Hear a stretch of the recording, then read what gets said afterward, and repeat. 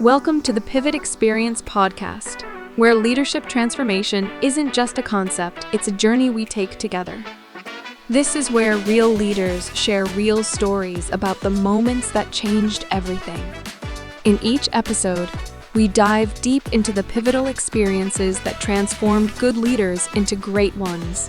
Whether you're a seasoned executive, a rising star in your organization, or someone ready to take that next big step in your leadership journey, you're in the right place. Get ready to learn, grow, and maybe even find that spark that ignites your own leadership pivot. This is the Pivot Experience podcast, where your next breakthrough starts here. All right, guys, the time is now 7 o'clock and we're getting ready to start our monthly Lead Better. A monthly Lead Better is a free virtual program and presentation where we love to bring in various guests in various capacities to be able to talk about leadership. And that's something that we're very passionate about here at TPE. The Pivot Experience is all about helping leaders pivot into their next, and this is what Lead Better is all about. On today's Lead Better, we have a very, very special guest. This guest comes to us with high praise and high reference. His name is Mr. Godwin Ukaa. And before we get into a conversation with him, I want to just lay down a few ground rules. First and foremost, this is being recorded. So just to let you guys know that we are recording this for, promotional purposes and then for auditing purposes as well for us here at TPE. Also, we highly encourage you guys to use the chat function. Please, please, please, anytime you have any questions, anytime anything jumps out to you that you thought was, wow, that was great, I want to highlight that. Please put that in the chat. I got a feeling today there's going to be a lot of great things said throughout the course of this conversation. And I want to go ahead and introduce the team here at TPE. First of all, I said my name is Alex. I've been with Chick-fil-A for 23 years now. I serve as an operating partner with Chick-fil-A, and I'm also the founder of TPE. I have the joy and the pleasure of coaching other restaurant leaders across the country. And we also host a podcast where you can find myself. There's episodes with Javonna, Neff, Ashley. We all participate in healthy leadership discussion that is focused on helping people move on into the next phase of their lives and their career. Next up, we have Javonna Roach. You can definitely see her towel here. You can see her camera is on as well. She's been with Chick-fil-A for 24 years, and she is an active coach that has really helped a lot of people succeed. You've probably seen, if you follow us on socials, that we've gotten people into LDP, we've gotten people into TDP. She is the strong arm that really helps us get all of those things accomplished. And so we're very fortunate and happy to have her a part of our team. We also have Ashley Allison here, who I have the pleasure of working with day in and day out for the time being at least. And that's a little joke there. But I have the pleasure of working with her, and she is a godsend for us in terms of keeping us all together and organized. If any of you guys work in any capacity at Chick-fil-A, you know that there needs to be someone who's the glue, and I really do believe that Ashley represents the glue for this organization. We also have Neff Franco. I had the pleasure of working with Neff in the restaurant several years ago, and then now he works alongside Javonna. He is our bilingual specialist. He has been around the brand for over 10 years now, and he does a phenomenal job with bridging the gap in leadership development for those individuals who speak Spanish. And so I think that, that's a demographic of people who are underserved, and Neff is here to stand in the gap and do a great job for those individuals. Lastly, but certainly not least, we have a gentleman by the name of Abram Moon. He's been with us the least amount of times. Abram's been with us about 3 months, but he's been with Chick-fil-A for over 10 years. And so Abram is actually in the operator selection process right now as we speak. And we're on borrowed time with Abram. And so we're very excited that he is here with us for the time being. And so enough about us, enough about what we do. We really want to spend some time with the gentleman by the name of Godwin. How are you doing today, sir? I'm fantastic. Thank you all for having me. Awesome. So I'm going to, I've got two objectives or two icebreakers that we're going to do. I kind of told you about one before we got started, but I got another one that I failed to mention. So I'm going to lead with that one. Okay. And this should be pretty easy for you. It's just a random question. Okay. If you could have dinner with anybody, I mean, you can have dinner dead or alive, who would it be with and why? That's an incredible question. It'll be with my mom. My mom passed away in 2018. And if I could have dinner with anybody, it would be with her. Just to get to spend even 5 more minutes with her would be a huge gift. No, definitely. No, that's probably the best answer you probably can come up with, man. And I appreciate that. The next activity is what we do here. If you guys have attended Lead Better in any capacity, you know we like to do this thing called Tug of War. Okay. And so just for the audience and just for you, I'm going to give you a set of words that seemingly you have to have. Like it would make sense for you to have both of these words existing in tandem, but you only have to pick, you only can pick one, and you have to give us your reasoning for why you picked it. Okay. So are you ready?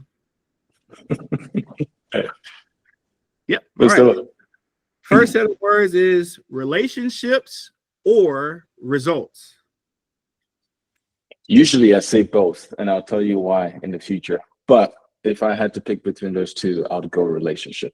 And the reason why is because results that are built upon relationships outlast time. And at the end of the day, it's like for me as a leader, I'm looking for not short-term results, but long-term results that will outlast me. And so the way to do that is to build strong relationships that can help you grow your results and keep it alive for a long time. Beautiful answer, man. Beautiful answer. All right, you ready for the second set? Yes, go. Yeah, this is fun. Empathy or accountability? That's a good one. It's really good. I would go with empathy. And the reason why is because empathy helps you know how to hold people accountable better. And so without the empathy piece, the accountability may not be effective. And so I'll go empathy. Okay, fair. Great answer to that question. I like that. Clear expectations or freedom? Keeps getting better and better. Good job, Alex. Clear expectations or freedom? Freedom without boundaries leads to chaos. And so I would go with clear expectations. Because without clear expectations, we can be building something together, but have two completely different pictures of what we're building. And if we're trying to go to Mars, we need to make sure that rocket is built right. And so I'll go with clear expectations. Okay, awesome. And here's the last one: innovation or consistency?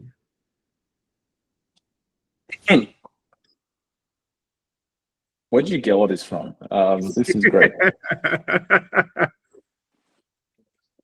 I would go with innovation, because if you're not innovating, you're eventually going to get left behind. And so if you want to build something that outlasts you, you're going to have to innovate. And consistency is important, but without innovation, you're going to die at some point. No, I totally agree. I love that answer. I ride with that. Of all the answers, I love that one the most, because I feel like that's within my wheelhouse. And so, not to say the other answers wasn't great, but I love that one. And so when I came into the knowledge of who you are, Godwin, there was a lot of conversation about your ability to not only develop yourself, but to develop others, right? You know, you were just, there's a lot of conversation around your ability to do that. And I really wanted to start a conversation around your views of how you develop yourself, creating environments where other leaders can grow, and then preparing for what's ahead in terms of development. And so I really want to start the conversation now with this idea of it starts with you. And the first question I want to ask you is, what are some specific habits or practices that you feel like that's helped you grow the most as a leader in LDP? It's a phenomenal question. First, before we even move any further and kind of dive deep into the content for today, I want to start off by saying everything I'm going to talk about today, as one of my very good friends, Michael Harden, who's an operator in Arkansas, would say, eat the meat and leave the bone. Essentially, it's descriptive, not prescriptive. Whatever I say is going to be really generalized. And if I was sitting one-on-one with somebody, I'll be able to personalize this for them. But take everything we talk about today and make it your own. And all I'm offering is just perspectives. Now, with that being said, to answer your question about the habits that I've used to grow in LDP, coming into LDP, I personally, my perspective was that, okay, I'm going to come in, I'm going to learn how to run an effective restaurant, run an effective business. And I've had the opportunity to do that and grow that immensely in LDP. The thing that I did not anticipate coming to LDP was how much it was going to expose and challenge me to master my time and how I spend my time. Between being a dad and being a husband and being thrown in situations that are extremely challenging, and having a short amount of time to get from triage modes to stable and then grow the business as well. And walking into a new team that you don't know anybody and you're trying to build relationships at the same time and get results, how you spend your time is extremely important, because there's so many things that are going to pull you in so many different directions. And so for me, coming into LDP, that's something that I've gotten the opportunity to really grow. And I walked in LDP, you get assigned a program lead. Mine at the time was Nelson. Nelson's incredible. And I went to him and we're talking about just like the time, because I was working at average of 70 hours a week. And no matter how much I'm getting done, it just feels like there's a lot more to get done. And so I'm sitting there and I'm like, if I don't work on this now and I step into, and I want to become an operator, like nothing is going to change. And so I have to change something. And so went to Nelson and he suggested the book Essentialism. And if you haven't read the book, I'll suggest that you read it. Essentialism is a book that talks about how to manage your time and how to focus on what's essential. And it was a game changer for me. And so it really transformed the way that I viewed how I spent my time. I think time is one of the most valuable resources that we have, and it's a limited resource as well. And knowing how to intentionally manage your time well helps propel your leadership to a whole new level. And so for me, what that looks like is I started to learn how to prioritize and how to give the right thing the right attention, and really dove into like my calendar. And so my wife and I sit down once a week and we really plan out that week. And that includes like time for family, time. We try to do a date night each week and try to get those things on the calendar. And then I also plan my week intentionally throughout the week. I have times where it's like, okay, these 3 hours are for the team. And so when I walk into the restaurant, these 3 hours are going to be intentionally spent with the team. So I'm besides the team, one-on-one, serving, helping them out and helping as much as I can. And when that time is up, I step out and I go work on the other areas of the business. And so that really helps me know at the end of the week that I've devoted my time in a way that is going to maximize the output that we get as an organization. And so that's one. And then the second one is being flexible and adaptable. You can't plan everything out, and there's so many things that will happen that you may not see.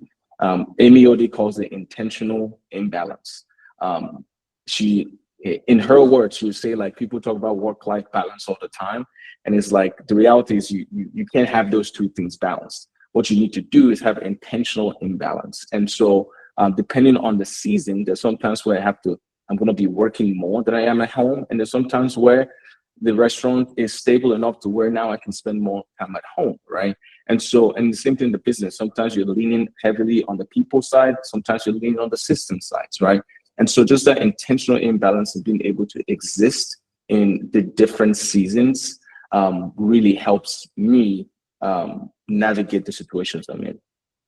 No, I love that. I was talking to a group of entrepreneurs earlier, and they were talking. We had some stats that 20% of businesses fail, after before the first year, and then 50% fail at 5 years, and only 33% of them make it 10 plus years. And I think the number one factor in that is the way they manage time.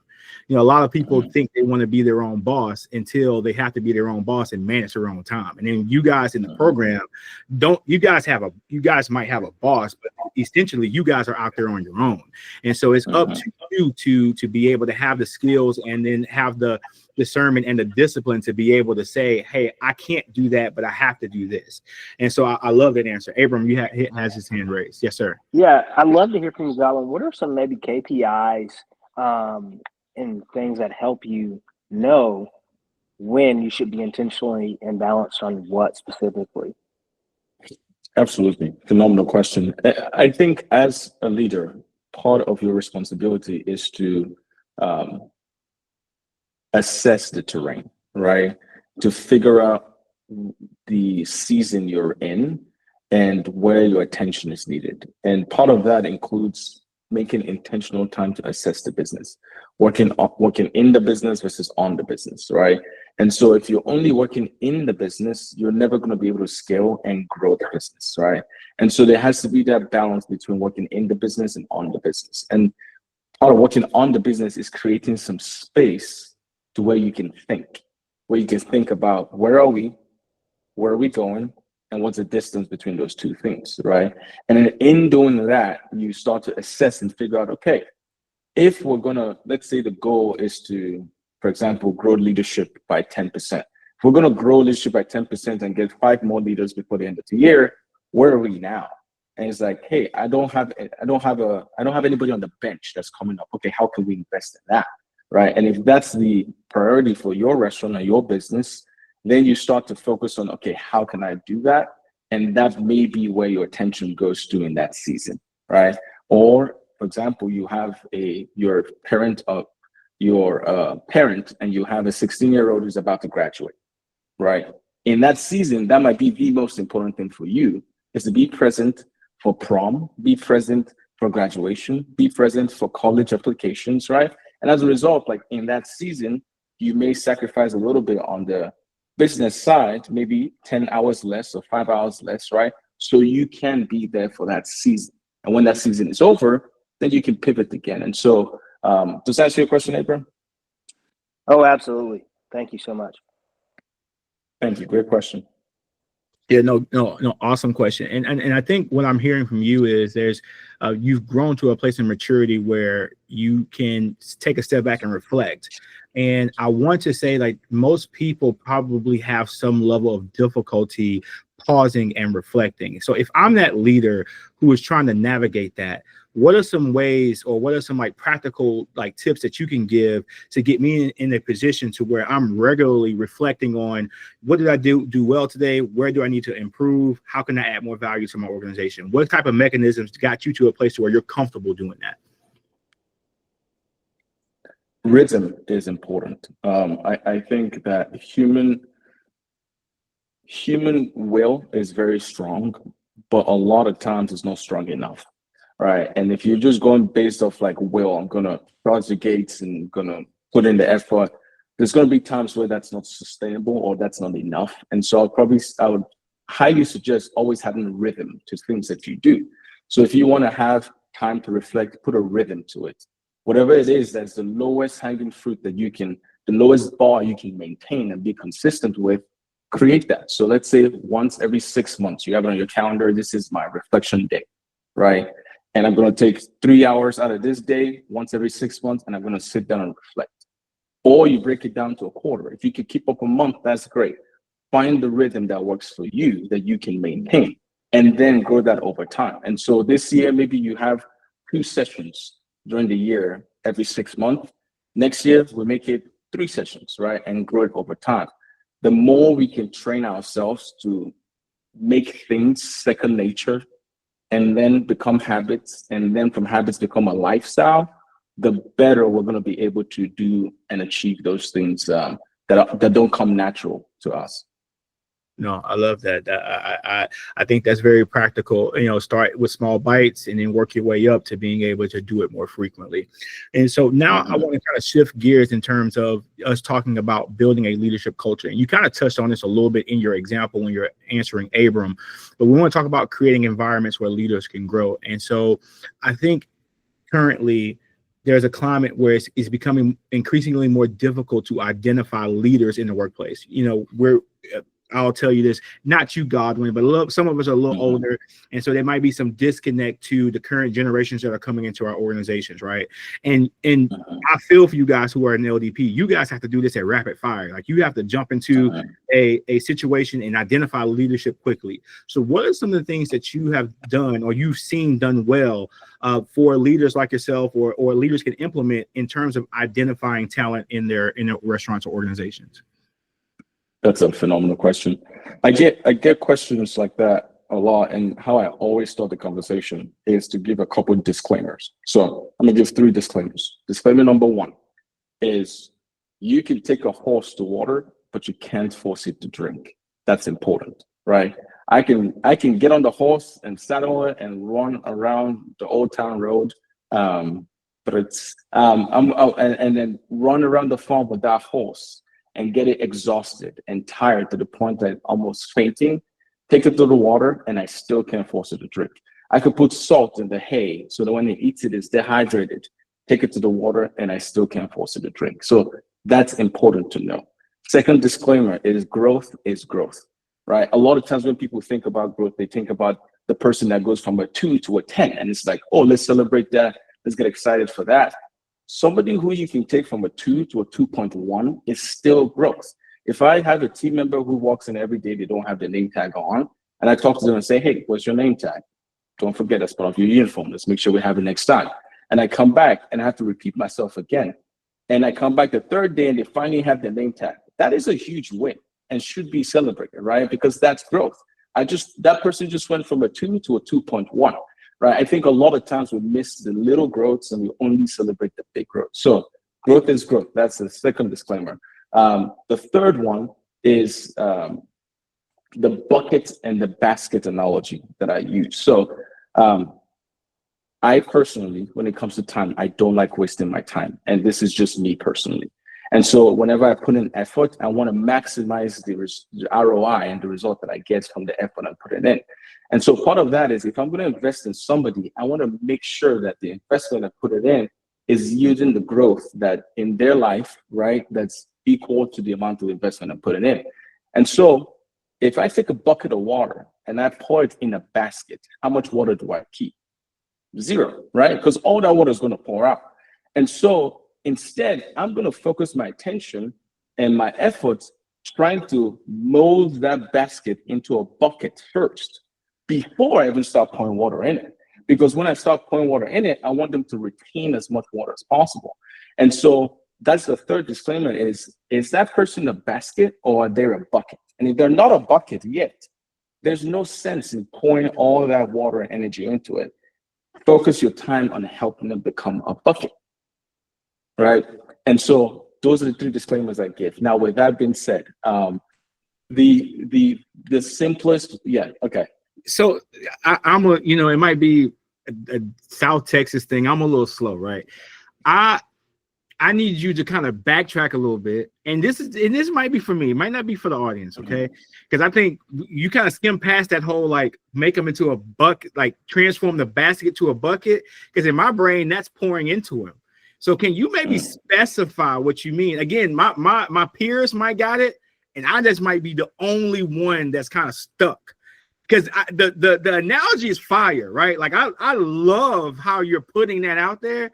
But I just for the room, I give myself a sacrifice. I don't know how they said it on Hunger Games, but I'll put myself as that to ask the question, like, what would be the difference in your approach of that?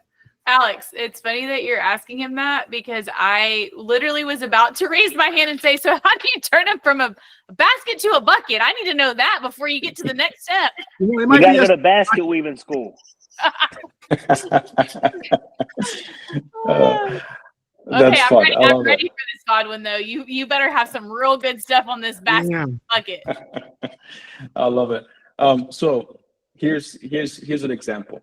A lot of times when we see an individual, right, the first thing we think is, okay, I have all this stuff that I want them to achieve. I want these things that I want them to do, right? And then we just immediately goes like, hey, can you do this, right?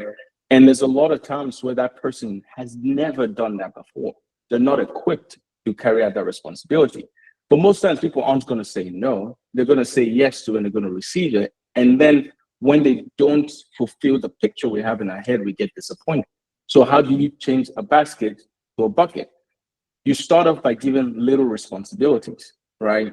And then you're testing to see what can this person handle, right? The goal is not necessarily to get them to where they're achieving at a 10. You don't start there. You start by trying to understand, is this person a bucket and is this person a basket?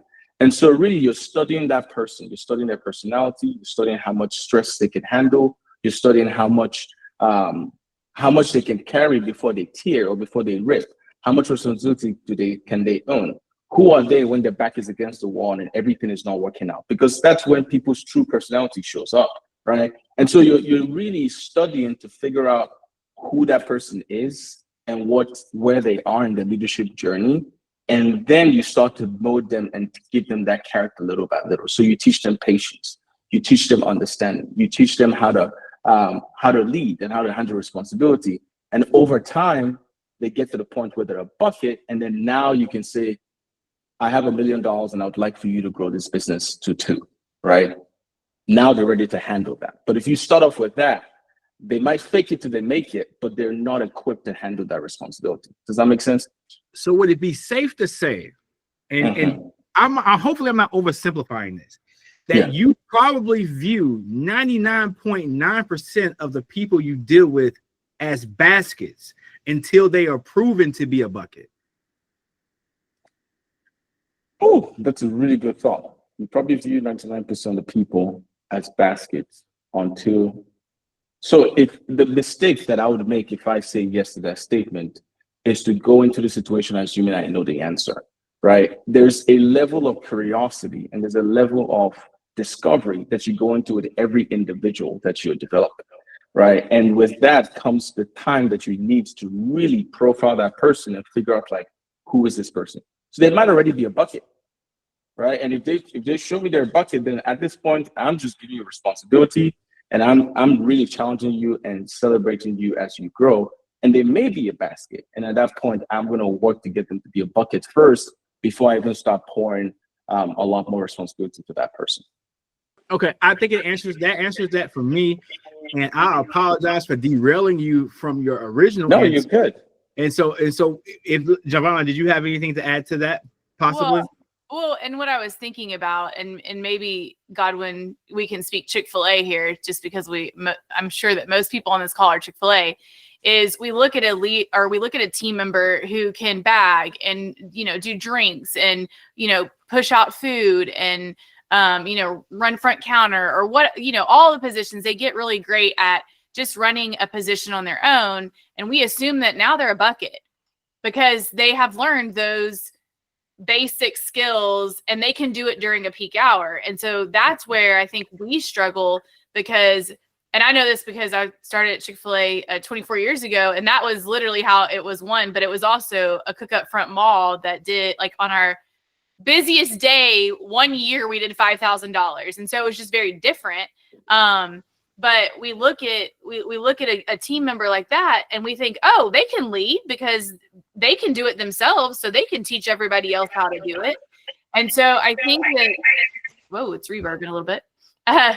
So I think that one thing we have to remember, and this is where, I've gone wrong in this over the last probably 15 years. When I look at a team member, just because they can do all the things that, really well doesn't mean that they can lead people.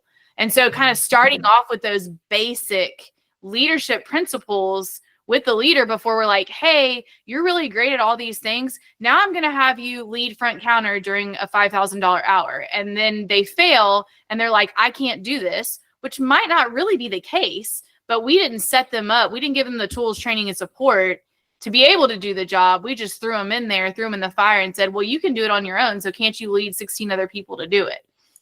So I kind of think that's good. That's exactly right. One of the Very things I got from that too is just the whole idea of staying curious. Hard work, as you said, Javonna, is not even leadership. And I think if we're able to stay curious as leaders, it leads us to really always be seeking out what more can this person do. If I give them, as you said, a small task and they execute it well, and then I give them another small task, it's almost kind of like the opposite of that book. If you give a mouse some cheese, then he'll want this. So anyway, great stuff there. But I think too, Godwin, just like thinking through this is like, how do we transform leadership culture in a restaurant? It's by having things available to add value to a team member that then could bring them into a leadership role. So do you have those small things. Like, for example, I'm going to tell you one thing we have in our restaurant that, you know, is a small thing, but it's like iPad cart maintenance. Like, yeah, you're not leading any people at that point, but I'm asking you to make sure that, you know, all the cords are working, that our iPads are charged every day. Like, it's a small thing, but it adds value to the team member, but it also shows us, can that team member be responsible? Because I'm going to need them to be responsible of people, not just, you know, a thing that holds our iPads and our credit card readers. And so I think having those like small task things in your restaurant that you can float, that you see a team member who's doing really, really well, and be like, okay, I'm gonna add a level of responsibility. Let's see how you do with that. Yes, that is perfect. That is perfect. That's a great example too of those little responsibilities that we're talking about. And so I'm trying to think of more examples that I can give. In every restaurant, there's always going to be a need. There's always going to be a need. And the encouragement I'll give to leaders in any restaurant is, your knee-jerk response is always to fill the need yourself. My encouragement will be, find somebody that you can empower to fill that need, or build a team around you to fill that need. So as a leader, you should have two people who are your, maybe not your go-tos, but any problem you see, tag somebody along, because the more you expose them to that, then now Rebecca, who is a team member that started 3 months ago, knows how important it is to make sure that all the ice is stocked up. And so let's see what she does with that responsibility during lunch peak. Is she able to find creative solutions to fill in the ice bins? Does she go out of her way to communicate that, hey, I'm going to go fill those ice bins real quick. I've got 5 minutes. Like, what does she do with that?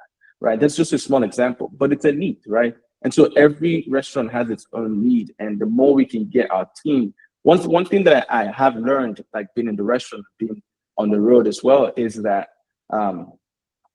most of our team members are disengaged, not because they don't love Chick-fil-A, but because they're craving for more to do, right? Like, they love Chick-fil-A so much, they want to do more.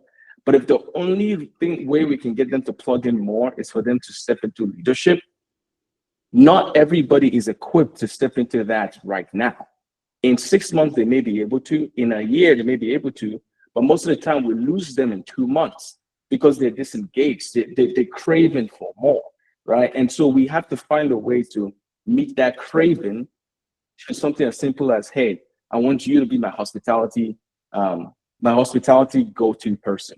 So every time a guest walks in, if the team isn't greeting the guest, I'm going to come to you, John. I know you've only been here for 4 months, but I love the way you greet the guests, and I will see the way you're passionate about that. So, and then whenever I see him do it, celebrate it. If I don't see him doing it well, I can coach him, but it's like, it's a small niche in which he can own. Does that make sense? No, I love that. And I will say this before we move on to the next question. Bhavik, I see your hand is raised, but can you do me a favor, buddy, and put your question in the chat, and it will be the first one we get to whenever we get to Q&A at the end, if that's at all possible. I want to make sure some of this stuff is very rich, Godwin. I mean, you're giving us, this is, you're what, how they say it, you're living up to the hype. You know, I kind of hear that's it. Right. I'm humble a bit, man. And so I really want to get to some of these other questions before we have some time. We lose all of our time here, because I want to respect your time. The next question I have is, how do you balance accountability and grace when developing future leaders on your team? Okay, once they become that bucket, I'm assuming this is for the buckets. This ain't for the baskets. Yeah. Okay, once they're that bucket, you know, how do you balance, you know, affording them grace versus the accountability? I will probably start off by the posture of your heart. That's where I'll start. I would say, do it for them and not for you, right? And so here's the question. If I was to do something to help them get better, to help them be successful, to help them be the best version of themselves, what would I do? And the reality is, I would not be unclear, right? Because to be, like Craig Rochelle says, to be unclear is to be unkind. And so if I see somebody not living up to their fullest potential, it is my responsibility, because I'm not doing it for me, I'm doing it for them, to let them know. And in doing that, I could do it with care, I could do it with empathy, I can do it by, like I said earlier, one of my rules of leadership is never walk into a situation assuming you know the answers. So start from a posture of like, tell me what's going on. Tell me more. Why is this happening? Get as much information as you can, because there might be something you don't see. You may not realize that mom's child got in a wreck and her son is in the hospital. She can't afford medical care, and now she's in the restaurant because she wants to be with him, but she has to make money, right? And that's interfering with her ability to lead in this moment, right? And so sometimes it's a leader who's not living up to their fullest potential and aren't executing on their role. It could be that too. And so I would say do it for them and not for you, because if it's for you, then maybe you might take the wrong angle, or you may not say anything because you're shy, or they're your friends. You don't want them to hate you. You don't want them to be mad at you. But if you do it for them, it is your responsibility as a leader to help them be their fullest potential. And part of that is giving feedback. Without feedback, you cannot grow. I say feedback is like what water is to a plant. And so have you ever seen a plant that grows without water? I'm yet to find one. I mean, a cactus, you can argue, but they kind of keep the water in for a longer time. So they still need water, but if you're a plant, you need water. And as a leader, you need feedback. And so it is my responsibility to give feedback and be open to feedback, right? And if I can build that in my restaurant as a culture, then we have an environment where people can grow. No, that's amazing. Great answer there. I want to get into our last bucket that we want to talk about today.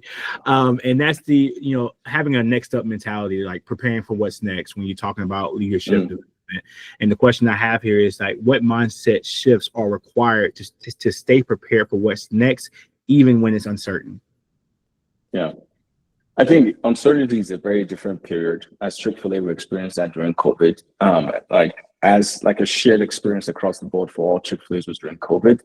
In LDP, I experienced uncertainty a lot. I live month to month. And so I'm going to a restaurant for the first time, learning about the team. So I exist in an uncertain environment. And the key in my mind as a strategic thinker is to keep moving forward. You got to keep moving forward, right? And you don't need to have all the answers in front of you. You don't need to have every single data point and have that all hashed out. With what the information you have, make the best decision you can and keep moving forward. And then be flexible and adjust and pivot as you learn more information.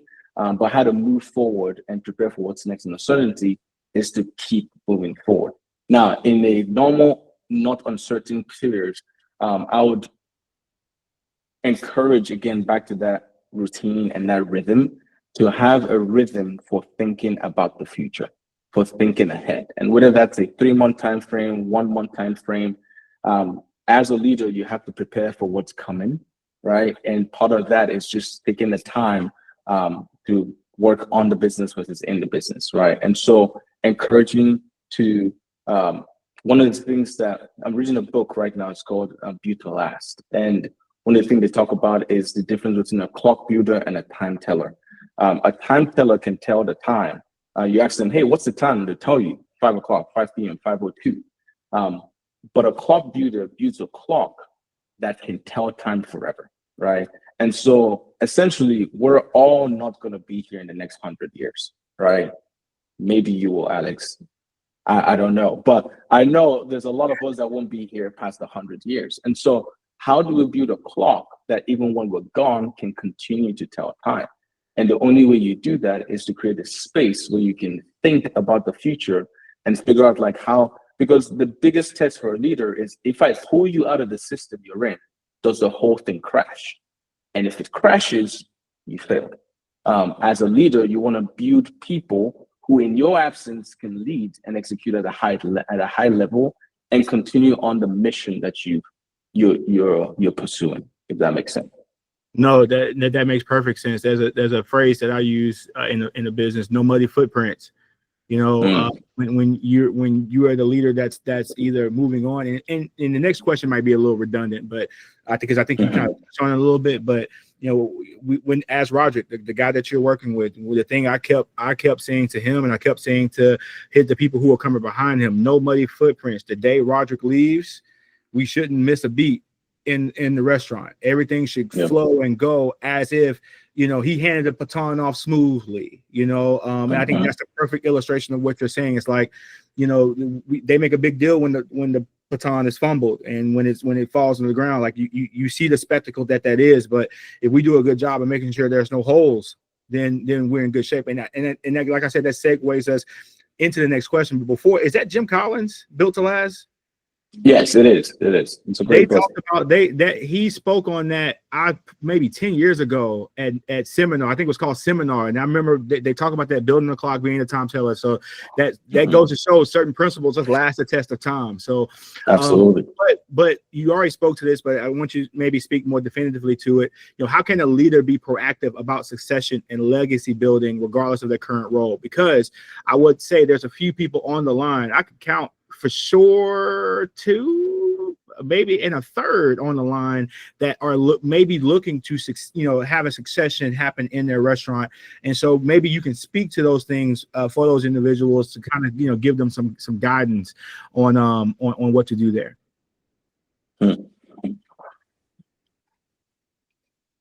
I think from a practical standpoint, there's certain things in the business that need to be taken care of from the perspective of running the business, understanding the reports, making decisions, serving the guests, taking care of your team, things like that.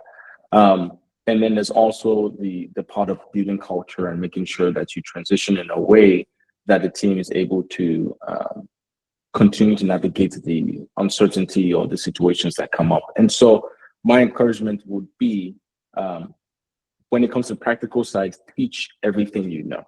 Right, and make yourself available if there's anything that the person needs in the future, and teach them. Make sure they understand it. Don't just the one good way to know if the person you're teaching understands what you're teaching them is to have them teach you, and so teach backs. And so teach them, and then have them teach you on those teach backs to make sure that the restaurant leaders or the business leaders understand how to practically run the day-to-day of the business.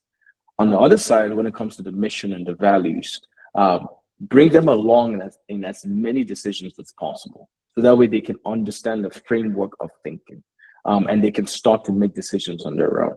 And then as they start to understand, hey, here's why I made the decision. Here's how it ties into our culture, into our mission. Here's why I made the decision. Here's how it ties into our culture and our mission.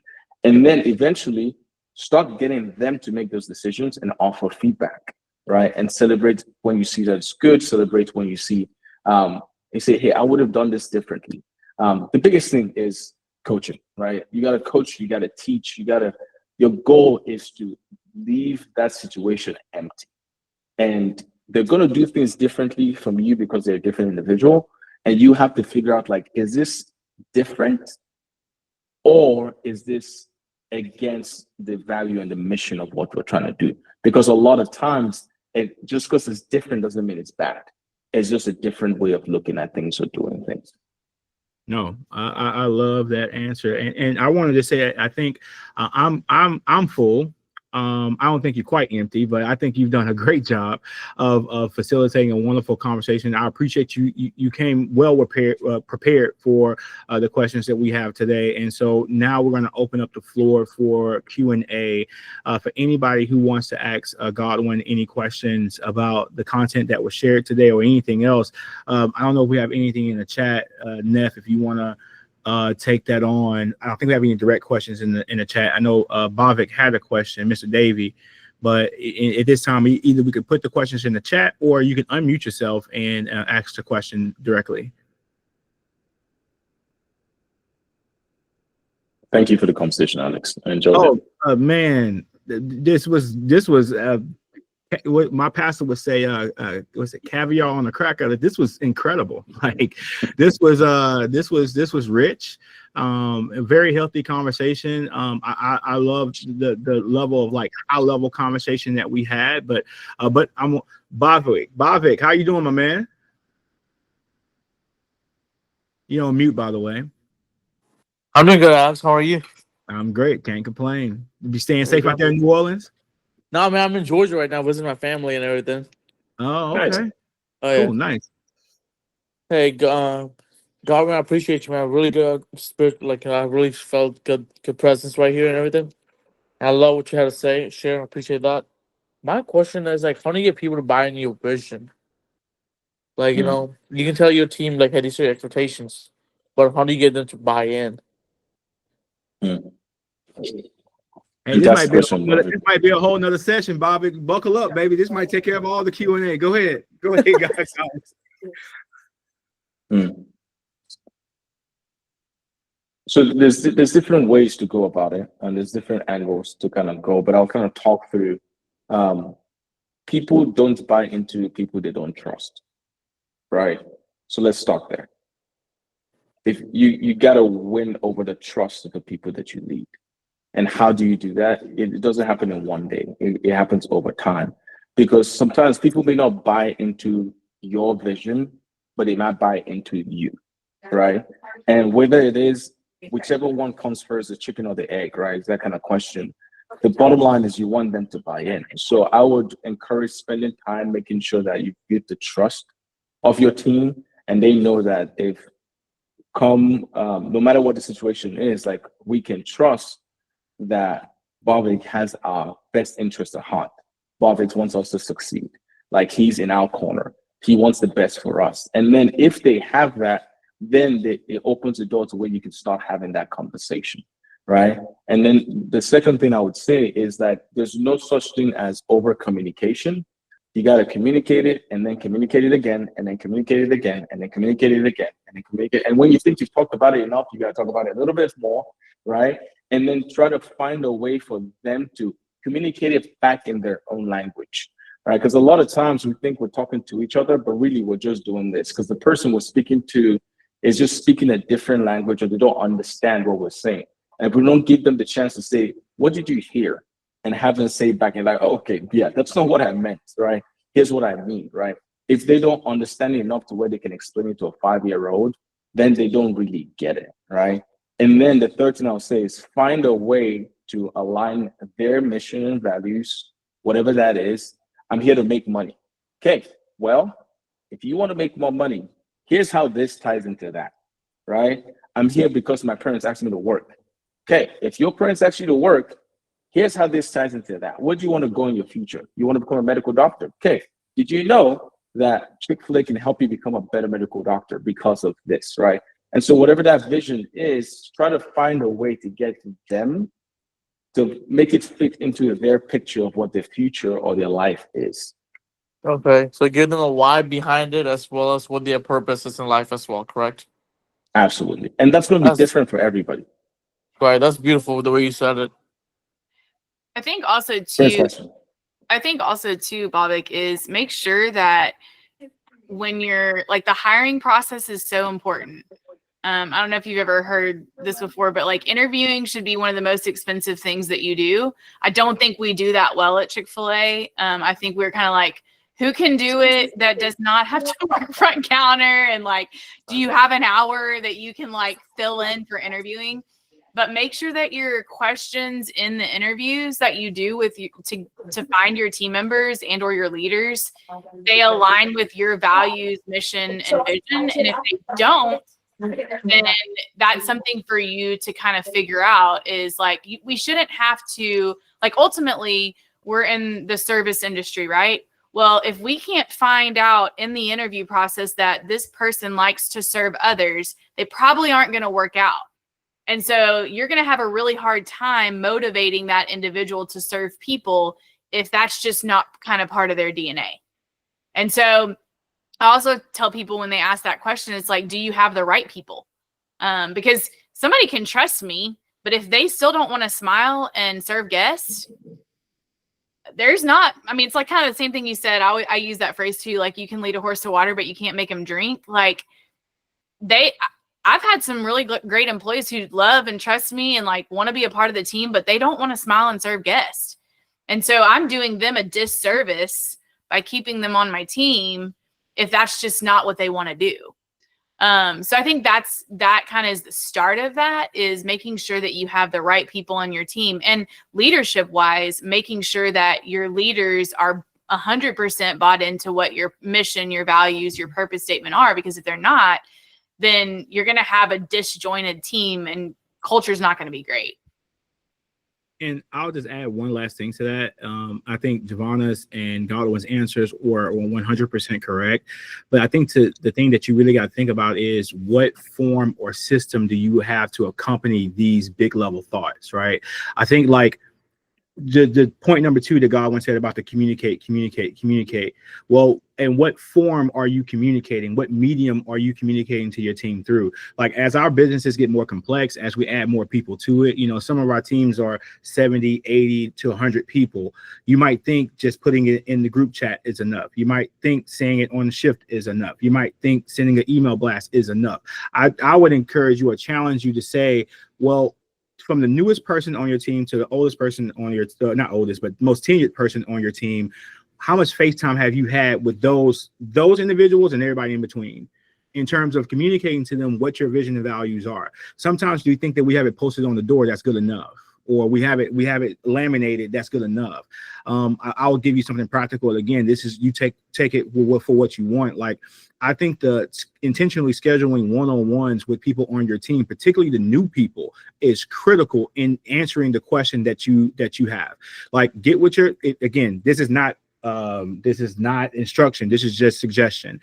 It's, if you had the ability to be able to get with your scheduler and say, hey, can we schedule time, 15 minutes, 20 minutes, to be able to sit down and talk to the people who have been with us for 6 weeks, been with us for 4 weeks, to understand what pinch points they have, and for you to reiterate what the vision and values are.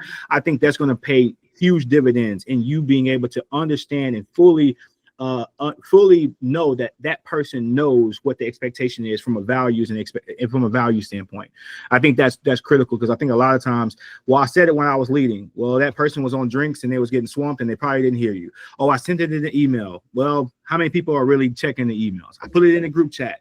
And so you're going to find yourself being frustrated until you carve out that time. I think Godwin said it earlier, the intentionality. I'm going to spend 3 hours with the team. Now, I'm going to go out on a limb and say you might not have that full autonomy that Godwin was speaking to. Most of us do, not in the restaurant. You know, he was speaking to that from an LDP standpoint.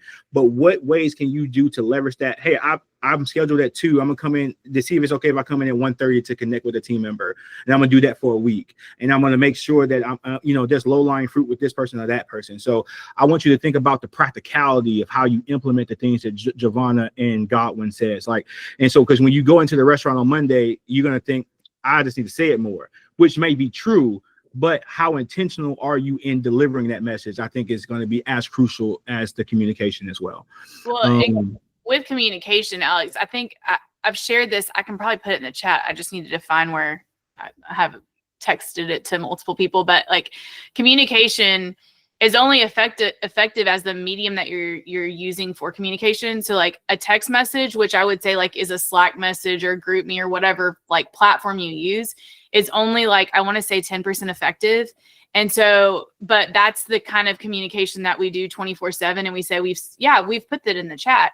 We were just having this conversation at our last L10 meeting. And it was like, well, the team members don't read it. Like and they even tell us, they're like, oh yeah, I didn't read that. And we're like, well, like, but that's, you have like, that's, and no, actually, you need to have a leader clocking people in, telling them what's going on that day, because face-to-face communication is 95% effective. And so if it's something that you really want to get across to your team or your leaders, just Slack messaging them or text messaging them like, hey, this is what's going on today, that's not going to get your point across. If you really want something to work and you want the culture to change and you want people to live out your purpose statement and winning hearts and all those things, you have to talk about it, and it has to be face-to-face communication, and it can't just be a blast in an email, a newsletter, a Slack chat, a this, that, and the other. And so your medium, like for communication, like that's why, like even these types of meetings, these are only like 70% effective because it's a video chat, but it's better than a phone call. So that's where you got to look at how you're communicating and what you're communicating. Like, when is it that, hey, that's a face-to-face in person, like you can quote me on this, guys, don't have a hard conversation over Slack chat or GroupMe or text message. It's so ineffective. People read into it. There's no body language. There's all these different things that are not good. And do not send a message to a team member, hey, you're in trouble because you didn't have your name tag on today. No. That's an in-person, like, hey, let's talk about why you don't have your name tag, friend. So very, very ineffective form of communication. And we use it 24/7. That's what we do. And we think this is effective, and it's just really not. And again, Bobik, you might have a team full of buckets, and they might all read the Slack, right? They all might. And so again, you have to know who you're dealing with when you're talking about communication. You know, most of the time, you probably failing to get buy-in, and I'm gonna use this for a while, Godwin. You probably dealing with baskets if you're having issues with getting expectations to be adhered to. I would say baskets need face-to-face. Buckets probably might do good with an email. You might be able to get if you got a solid bucket, I mean a 5-gallon, not one of the cheap 5 gallons from Harbor Freight, but like a real good 5-gallon. Like a pickle bucket. Yeah. You got a pickle bucket, you know, you rocking and rolling. The email might get it done, but you know, those baskets, if you got a flimsy basket for Family Dollar, you might need to do something a little different. You know what I mean? So anyway, good question, Bobik. Thank you so much. You got a lot. Yeah, I think we answered that one. Anybody else? Any other questions? Blake, you got any questions, man? I mean, I've been seeing you kind of, you good? All right, I didn't mean to call you out. I just like seeing you, man. Anybody else have any other questions? Oh, Bobik, you have another question. Come on with it. That's cool. No, you're muted. I'll mute you. I don't know. Okay, I'll try to take. That's what I'm looking for. Like, how do I take my hand down? That's all right. No worries. But is there a way we can, Goodwin, I can like, you're on the Chick-fil-A, like we can get email back and forth or connect? Absolutely. Maybe That's what I was gonna say. Absolutely. My email should be available, Alex, and anytime. This gives me life. So I'm grateful for this time, and I get the opportunity to work with a lot of young leaders that I look up to, leaders that I get to mentor and work with. So please feel free to email, and we can set something up if you ever need to. I can answer any questions, anything you have. Yeah, but I want to do LDP as well. So that's the route I'm looking for, becoming an owner operator for Chick-fil-A as well. Awesome. And you're in good hands too, because the TPE group is incredible. Alex is awesome. Alex, man, Yeah. you come in, man, we can get some crawfish together, brother. Yeah, look, I need to make a trip to New Orleans. I haven't been on that, but you guys got some issues out there with some folks running around. So until y'all get that resolved, then I might head over. Maybe. Look, NOPD's on its way right now. Working on that. Okay, no, we're gonna wrap up here. I know we've got Roderick is here. Yeah, I was gonna ask, is Roderick? I thought I saw Roderick. Yeah, I did. I ain't trying to put him on the spot, but you know, Roderick, I believe Godwin has lived up to the hype, man. I appreciate the reference, appreciate all of that. Sorry guys, Awesome I wasn't able to join. We were hosting the fundamentals groups of new operators and stuff like that, but Godwin's my guy. Yeah. Roderick is awesome. It's been a privilege to be a part of his journey. Fantastic. So Godwin, if I can ask if you can definitely hang out for a second for us. We're about to close, and so we got our normal closing. You just hang out while we do that. And so thank you guys so much for tuning in into today's Lead Better. It's almost 8 o'clock, so we're going to close like we normally do. I appreciate all the questions and conversation. Godwin, thank you so much, man. This has been maybe top 5 Lead Better for me. Top 3. It's been really good. I mean, I want to, say the least, man. It's been a very good time. We appreciate you. We appreciate everything you brought to the table.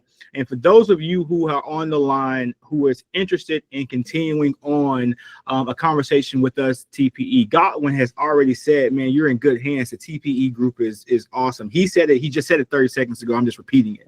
And so if you want to continue on with us, we offer everyone who comes on to the Lead Better a free month of coaching. All you need to do is go to the same place you registered for this event. Go to www.tpenow.com, and then you should be able to book a discovery call. If you book a discovery call within the next 48 hours, okay, you'll get a free month of coaching from us. That doesn't mean you have to have had the discovery call within 48 hours. You just need to book it within the next 48 hours. And we would love to be able to connect with you all.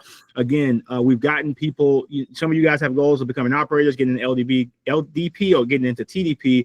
We've have expertise, and we have a No offense to any other coach, but Javonna is amazing. Someone in the chat just said that, and I just felt compelled at this time to repeat it, just to reinforce the fact that if you want to get the Javonna effect, or some of the rest of us ain't too bad either.